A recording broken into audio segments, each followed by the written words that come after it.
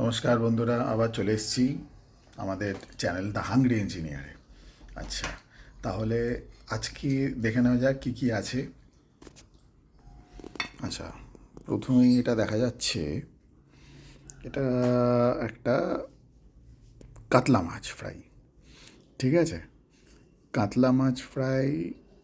এই দেখতে পাচ্ছেন সাইডে ঝোল ঝোল। এটা ঝোল ঝোলটা কেন হয়েছে সেটা আমি বলে দিই। এই কাতলা মাছ ফ্রাইটার মধ্যে দেওয়া হয়েছে একটা লেবু। ঠিক আছে, তো তাই জন্য একটা মাখা মাখা, মানে সাংঘাতিক ব্যাপার। ঠিক আছে, আর সাথে হ্যাঁ, যেহেতু দিল্লিতে খুব ঠান্ডা, তো তাই জন্য ঠান্ডার সময় না পকোড়া খেতে দারুণ লাগে। তো এই হচ্ছে পকোড়া, এটা দেখতে পাচ্ছেন।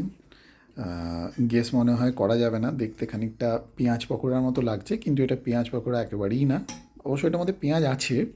এটা হচ্ছে চিংড়ি মাছ দিয়ে বাটা একটা পকোড়া, খুব ভালো খেতে হয়। আমি খেয়েছি দু তিনটে, তা আপনাদের দেখিয়ে দিলাম। রেসিপিটা কখনো শেয়ার করব, আপনারা ট্রাই করতে পারেন। তো এই গরম গরম ভাতটা গরম করলাম, এই যে হালকা ধুয়ো ধুয়ো উঠছে দেখতেই পাচ্ছেন। এটা দিয়ে এবার খেয়ে নেওয়া হবে এই মাছ ভাজাটা।